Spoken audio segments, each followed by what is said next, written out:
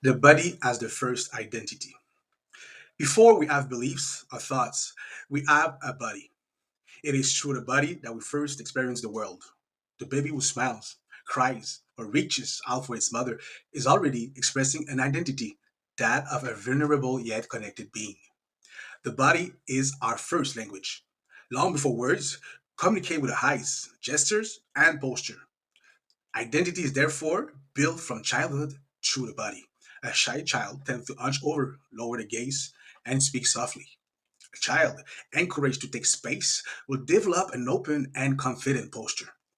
These bodily behaviors become so deeply ingrained that they act as unconscious identity markers. Body language and self perception. Research in social psychology shows that our posture influences our emotions and thoughts. Harvard professor Amy Cuddy popularized the idea of the power pose. Standing tall with hands on hips increases confidence and reduces stress. Conversely, a closed posture, arm crossed, head down, reinforce feelings of insecurity or inferiority. In other words, changing your posture already changes your identity. Concrete example: someone repeating internally, I am confident, while keeping an hunched posture sends contradictory messages to the brain. Identity shifting will remain fragile if the body does not align. The role of bodily habits. Our physical habits create a silent identity.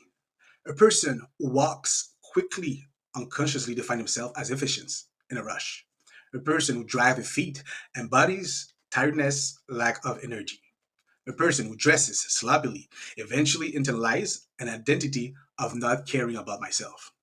The body acts as a constant mirror. Every micro behavior becomes silent evidence of who we believe ourselves to be. The body and emotions. Emotions are not only in the mind, they flow through the body. Anger tightens the jaw, fear speeds up the heartbeat, joy relaxes the muscles. Identity shifting must therefore include bodily management of emotions. Deep breathing calms anxiety. Smiling voluntarily activates the same neural circuits as genuine joy. Movement, dancing, running, stretching release hormones that reinforce an energetic identity. The body thus becomes a direct lever of identity regulation. Identity embodied in voice and language. The voice is an extension of the body. A trembling voice betrays insecurity, while a steady voice inspires confidence. Identity shifting can involve exercise such as speaking more slowly, lowering the tone slightly. These adjustments reshape self perception and influence how others perceive us. Transforming the body to transform identity. Many identity transformations are anchored through visible physical changes. The former non athlete who becomes a marathon runner, the person who radically changed their clothing style to embody a new version of themselves, the shy individual who takes acting lessons to learn how to occupy space. Each bodily change acts as a concrete anchor. The body becomes a living proof of identity evolution. Practical exercise. The bodily mirror. Each morning, stand in front of a mirror. Adjust your posture, your gaze, your smile. Ask yourself, does my body reflect the person I want to become? The identity breathing ritual. Inhale deeply through the nose, straighten your back, open your chest. Exhale while releasing tension. Repeat 3 times while affirming, I already embody the version of myself I choose. The identity walk. For 5 minutes, walk as if you were already your future self, more assured, lighter, more confident. Notice how your body feels different. The conscious voice. Read a text aloud using a calm, steady, assured voice. Record yourself, then listen back and adjust. Common pitfalls. Forcing artificially. Copying a confident posture without inner change can create dissonance. Body and mind must align progressively. Judging too quickly.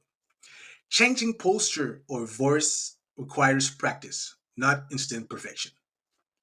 Ignoring health. A strong identity cannot take root if the body is constantly exhausted or malnourished. The body as guardian of identity. The body carries the memory of all our experiences, traumas, successes, habits. In some ways, it is more faithful than the mind. A smell, a gesture, a scar can awaken an old identity. But this also means the body can become an ally. By creating new sensory experiences, we can reprogram bodily memory. In conclusion, identity is not only a mental story, it is embodied. Each posture, breath, and gesture is a silent declaration of who we are.